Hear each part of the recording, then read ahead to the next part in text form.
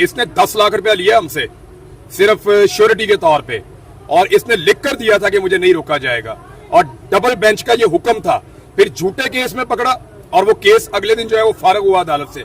फिर एक और झूठे केस में पकड़ा, अगले दिन उसमें भी मैं बाइज्जत बरी हुआ। तो 2 केसेस में इन्होंने मुझे बंद रखा 3 दिन तक। जब सारी फ्लाइटें, प्राइवेट जेट भी चले गए, सब खत्म हो गया, फिर इन्होंने मुझे छोड़ा है। पता नहीं क्या जिद है इनको। इसको सेक्रेटरी को जिसने गारंटी दी थी ना, इसको तो मैं अदालत में लेकर आऊंगा, और बाकी लोग जो रिस्पॉन्सिबल है उनको भी अदालत में लाऊंगा। आपने बताया कि 10 लाख रुपए आपसे लिया गया, किस मद में लिया गया? श्योरिटी के तौर पे। उन्होंने कहा जी गारंटी जमा करवाएं, हमें आपसे गारंटी चाहिए। मैंने कहा 10 लाख छोड़ो, जितना लेना सारी जायदाद ले लो बेशक, लेकिन मैं कम से कम हज करके तो वापस आ जाऊं। तो उसके बावजूद देखिए उन्होंने पैसे लेने के बाद भी उन्होंने नहीं जाने दिया।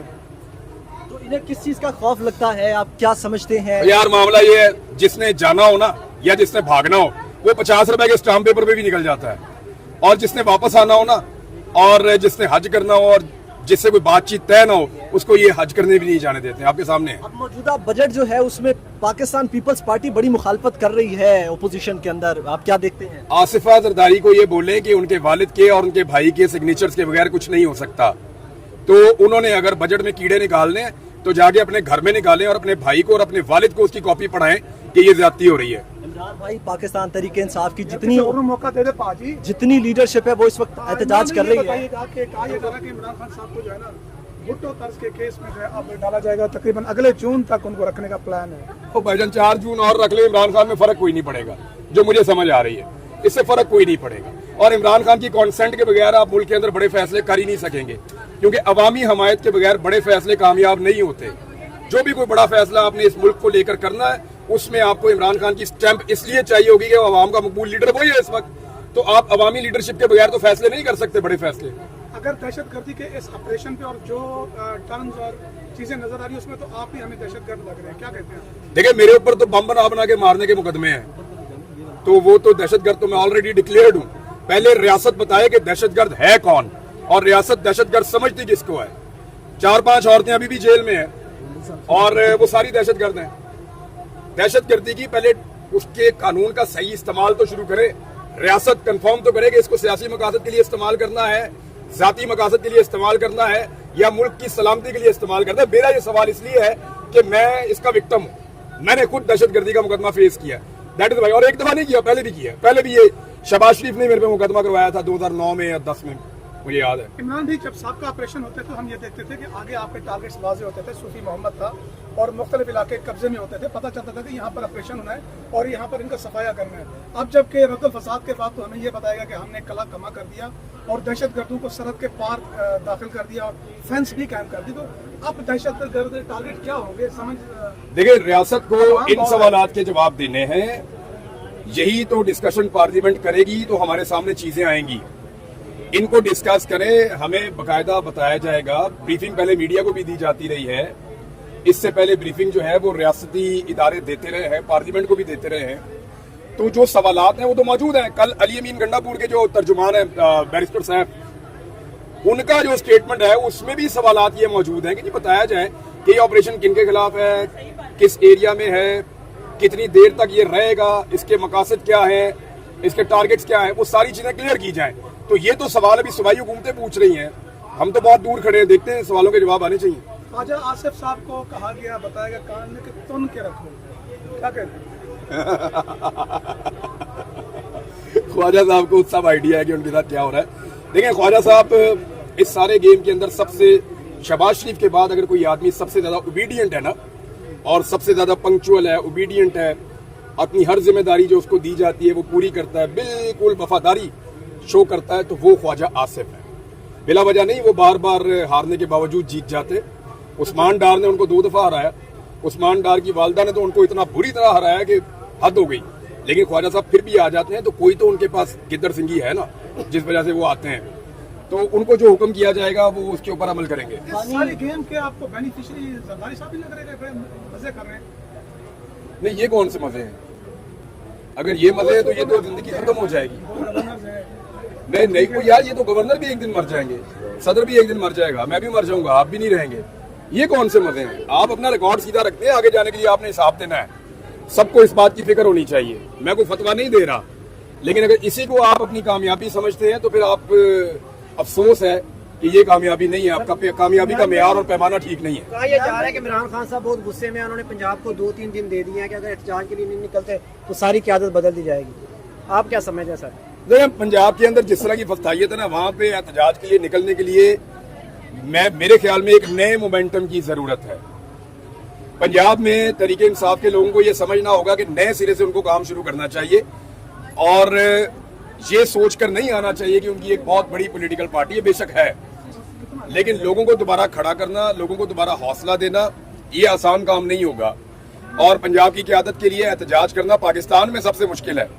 अभी तो आप सिंध को नहीं देख रहे, सिंध में तो जो निकलता है वो मार मार के खाल उतार देते हैं।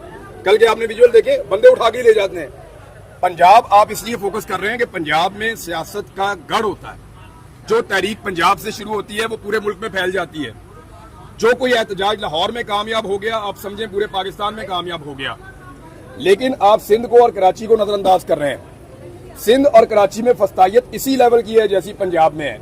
ये दोनों पॉलिटिकल पार्टी डरी हुई हैं। फैसल बाडा ने बड़ी जबरदस्त बात की और बड़ी अहम बात की। उन्होंने कहा, ये डंके के चोट के ऊपर ये बजट भी पास करेंगे और प्राइवेटाइजेशन भी होगी। अब फैसल बाडा किस कॉन्फिडेंस से ये बात कर रहे हैं, उसका अंदाजा आप यहां से लगाएं कि वो आजाद उम्मीदवार था और पीपल्स पार्टी ने उसको सेनेटर बनाया। तो ये बात गलत नहीं है। पीपल्स पार्टी जो है वो एग्जैक्टली वही है जो PMLN है, लेकिन ये छोटा छोटा धोखा देने की कोशिश करते हैं। कभी एक स्टेटमेंट, कभी दूसरा स्टेटमेंट, कभी तीसरा स्टेटमेंट। उसका फायदा कोई नहीं है। लोगों को अब पता है कौन कहाँ खड़ा है। सर, कल आपने एक वीडियो की शहरियार अफरीदी के खिलाफ, लोगों ने बड़ा मुत्तफिक हुए आपसे, मैं कमेंट्स पढ़ रहा था, लेकिन बाद में शहरियार अफरीदी साहब ने आपसे रब्ता किया, आपने ट्वीट भी किया था। क्या आप कायल हो गया उनकी मजबूरी से? नहीं, मेरे ख्याल में शहरियार अफरीदी साहब आइंदा ज्यादा आपको मजबूत नजर आएंगे आने वाले दिनों में। उनको खुद भी इस बात का आइडिया है कि जो हुआ वो ठीक नहीं हुआ, उनकी तरफ से ये परसेप्शन ठीक नहीं बन रहा। देखिए, बात ये है कि लोग मार खा रहे हैं, हौसला भी करना चाहिए। कोई बात आपने इमरान खान साहब की एक किताब, यार, मैंने जाहिद खुशखोरी साहब की खबर का हवाला दिया था और मैंने ये कहा था कि अगर वाकई वो किताब लिख रहा है और किताब बाहर आ जाती है, क्योंकि इमरान खान साहब की अपनी टीम ने तरदीद या तस्दीक नहीं की, लेकिन अगर वो वाकई किताब लिख रहे हैं, उन्होंने प्लान किया हुआ है, तो वो वाकई में बेस्ट सेलर बुक होगी। और ये आप मेरे से, ये वाली बात आप मेरे से लिख कर ले लें कि दुनिया में सबसे ज्यादा वो किताब बिकेगी। इमरान भाई, ये बताइएगा, शाहिद अफरीदी ने कहा है कि आप जब से वापस आए हैं थोड़ा सा मेंटली डिस्टर्ब है। सर, क्या कहेंगे इसमें? मैं इस पे क्या जवाब दूं भाई? सर, वो कुछ आपको वैसे कि आप सारे लोग जब बेवकूफ हैं, आप एक डिस्टर्ब आदमी के सामने माइक में कैमरे लेके खड़े हुए। अच्छा, ये बता दें कब तक चिल्ला देख रहे हैं आप इमरान खान साहब का? मजीद शाहिद अफरीदी साहब जो हैं, उनको मैंने एक ही मशवरा दिया था और वो ठीक दिया था। मुझे उनके बहुत करीबी प्लेयर्स ने भी रब्ता किया और जो उनके साथ खेलते रहे उन्होंने भी रब्ता किया। उन्होंने मुझे जो बातें बताई हैं वो मुझे पता है और मेरे ख्याल में मैं उनके ऊपर कीचड़ नहीं उछालना चाहता। वो कौमी हीरो रहे हैं और अभी भी कौम के हीरो है, लोग उन्हें पसंद करते हैं। मैं भी जाती तौर पे उनकी गेम का एक हिस्सा बहुत पसंद करता हूँ, लेकिन मामला ये है कि यार अब गुरेज करें ना ऐसी चीजों से। यानी आप उठते और उठ के आप, यानी इमरान खान के दौर में शाहिद अफरीदी को महंगाई भी ज्यादा लगती थी। बस 2 मिनट हम बात कर रहे थे।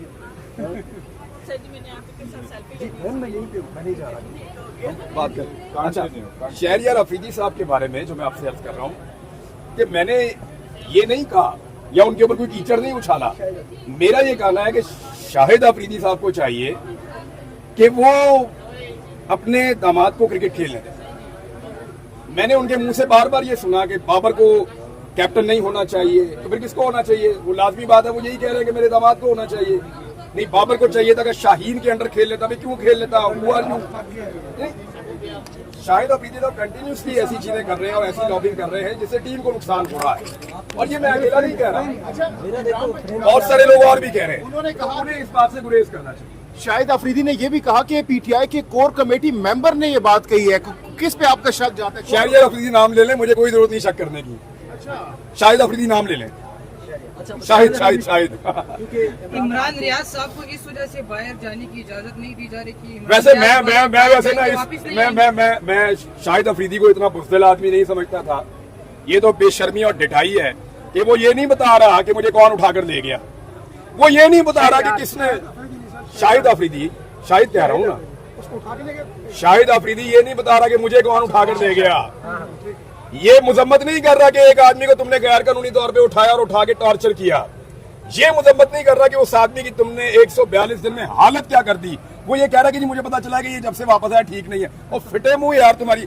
फनकार और खिलाड़ी जो होते हैं ना, वो अमन के सफीर होते हैं। फनकार और खिलाड़ी जो होते हैं ना, वो हमेशा ये कहते हैं कि अमन आना चाहिए, लाकानूनियत नहीं होनी चाहिए। वो कानून की बात करते हैं, अमन की बात करते हैं।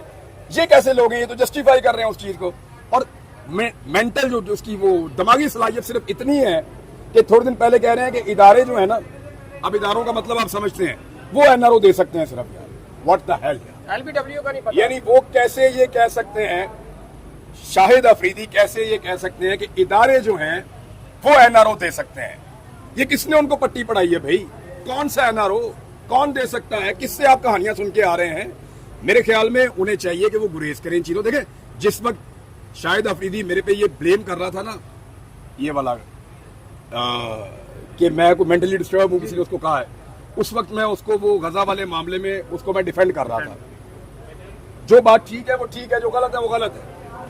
अगर तो सियासत करनी है शाहिद अफरीदी ने तो वो खुलकर करे ना। ये क्या तरीका? इमरान भाई फिर पीठ में छुड़ा, इमरान भाई फिर पीठ में छुड़ा।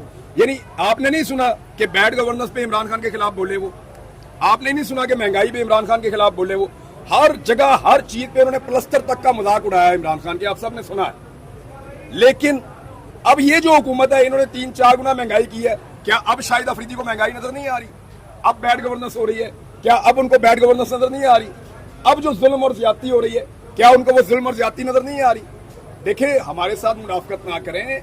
ये 21वीं सदी के लोग हैं, ये सोशल मीडिया के ऊपर हर चीज से बाखबर हैं और इन्हें आइडिया है कि कौन क्या कर रहा है। ये नहीं हो सकता कि आप एक आदमी के बारे में मौक़िफ़ अपना ये वाला रखें और दूसरे आदमी के बारे में मौक़िफ़ अपना बिल्कुल मुख्तलिफ रखें और फिर आप ये साबित करने की कोशिश भी करें कि आप न्यूट्रल हैं। ऐसा नहीं है। आपने बाकायदा एक साइड ली हुई है, खुलकर आए, खुलकर जिए। आपको जीने का मजा है। यानी मैंने आज तक जो कहा वो खुलकर कहा ना, इसकी सजा भी भुगती है लेकिन इसका मजा भी लिया है। तो शाहिद अफरीदी साहब को भी ये खुलकर करना चाहिए। शाहिद अफरीदी ने ये भी कहा है कि 10 साल हुकूमत करने दें, जो भी पार्टी है खुदा ना आपको 10 साल हुकूमत करने दें। फिर ये बात इमरान खान के दौरे हुकूमत में क्यों नहीं गई? अब वो चाहते हैं कि जो फॉर्म 47 के ऊपर आकर लोग बैठ गए हैं उनको 10 साल हुकूमत करने दी जाए। यानी ये क्या मुनाफकत है यार? जब इमरान खान की हुकूमत थी तो आप उसको गिराना चाह रहे थे, आप बार बार स्टेटमेंट उसके खिलाफ दे रहे थे। उस वक्त आपको स्टेबिलिटी नहीं चाहिए थी। अब जब इमरान खान की हुकूमत खत्म हो गई है और दूसरी हुकूमत आ गई है, एक तरफ आप कहते हैं इमरान भाई मेरे मेंटोर हैं, मेरे ये हैं, मेरे वो हैं, दूसरी तरफ आप उसकी पीठ में छुरा घूमते हैं। अब आप कह रहे हैं जो हुकूमत शहबाज शरीफ की बन गई इसको 10 साल चलाओ। यार this is not the way. लोग बेवकूफ नहीं है, आप उन्हें बेवकूफ नहीं बना सकते। के अंदर मरियम नवाज का इस पूरी सूरत हाल में आप कितना किरदार देख रहे हैं? पपेट का और सारी सूरत हाल भी ना, जो कुछ भी पंजाब में हो रहा है उस सारे के अंदर पपेट से ज्यादा रोल मैं नहीं देख रहा। और यानी हमने अभी मुकदमा दर्ज करवाना है उन लोगों के खिलाफ जिन लोगों ने ये सारा कुछ किया है। तो उसमें हमारे लॉयर्स की मीटिंग हुई तो मैंने उनको मना किया कि मरियम पे पर्चा नहीं करवाना क्योंकि हम औरतों पे पर्चे नहीं करवाते। क्या मुकदमा दर्ज होगा? क्योंकि हुकूमत तो नहीं की है। मुकदमा दर्ज ना करें, मैं अदालत में जाऊंगा, अदालत में जाके मुकदमा दर्ज करवाने का ऑर्डर लूंगा, फिर नहीं करेंगे फिर जाऊंगा, फिर ऑर्डर लूंगा। आप सारे मुझे जानते हैं ना, मैं चिपक जाऊंगा। लेकिन मरियम नवाज पे हम पर्चा नहीं करवा रहे, वो बेफिक्र रहे क्योंकि औरत पे हम पर्चा नहीं करवाते मर्द की मुद्दत में। इमरान भाई को इस तरह से बाहर जाने की परमिशन नहीं दी जा रही कि वो वापस नहीं आएंगे क्या? यार अभी तक तो मैंने आने वाला हो जाना था, अभी तक तो मेरा हज मुकम्मल हो जाना था, मैंने अभी 1-2-4 दिन में वापस आ जाना था। अगर मुझे जाने देंगे तो पता चलेगा। यार 3 दफा पहले मैं गया हूँ बाहर, और जब मैं 3 दफा बाहर गया उससे पहले बहुत सारे सहाफी बाहर जा चुके थे जो अभी तक वापस नहीं आए। मैं उन 3 दफा वापस आया हूँ, तो अब 4थी दफा मैं क्यों नहीं आऊंगा? सवाल ये है कि क्यों हज से रोकना, ये जिद है और कोई बात नहीं। ये बता दें कि इस वक्त इमरान खान बड़ा टाइम हो गए हैं जेल के अंदर हैं। पाकिस्तान तहरीक इंसाफ लीडरशिप जो है वो बड़ी कोशिश कर रही है, इमरान साहब के लिए एहतजाज कर रही है, लेकिन तमाम हरबे इस वक्त तक नाकाम हैं। क्या कहते हैं आप, कब तक इमरान खान के बाहर आने के इम्कान आप देख रहे हैं? नहीं, जो अपोजिशन कर रही है वो तो कुछ भी नहीं है, कुछ भी नहीं है। ये क्या है? आपने क्या देखा, क्या किया अपोजिशन ने? किसी जगह पे कोई आपको काबिल जिक्र एहतजाज या कोई काबिल जिक्र एफर्ट, वो कुछ भी नहीं है, कुछ भी नहीं है। यानी जितनी इस पार्टी के पास इस वक्त मकबूलियत है उस लिहाज से अगर आप देखें तो इनकी एक्टिविटी कुछ भी नहीं है। इस तरह की एक्टिविटी से नहीं, इमरान खान को अदालती फैसलों से बाहर आना चाहिए और अपोजिशन के पास जो एहतजाज का जमहूरी हक है वो उनको एक्सरसाइज करना चाहिए। आखिरी सवाल लीजिएगा, शाहिद अफरीदी साहब का बयानिया ये है कि मैं सियासत में आना चाह रहा हूँ लेकिन मुझे बड़े परमिशन नहीं देते, तो बड़े उनके कौन? थोड़े दिन पहले ना मुझे एक बंदे का फोन आया और उसने मुझे बड़े मजे की एक बात बताई और फिर उसने मुझे बताया कि उनके बड़े कौन है। तो मैं सुन के बड़ी देर हंसता रहा। मैंने कहा यार रियली? कहता मैं कसम खा लेता हूँ उन्होंने ये बात ऐसे ही मुझे की थी। तो वो मैं यहाँ कहना नहीं चाहता। इमरान साहब ये बताएं, आपने हाजा साहब की बात की तो हाजा साहब के मुतालिक मस्ती हेल ने कुछ कहा, उस पर क्या कहेंगे? यार अल्फाज ठीक नहीं थे, गल ठीक है, अल्फाज ठीक नहीं थे, गल ठीक है, अल्फाज ठीक नहीं थे। देखिए खुशामद करके तो वो आए हैं ना, खुशामद का लफ्ज ठीक आए थे। चलो ठीक है, thank you. Thank you sir, thank you very much. Thank you.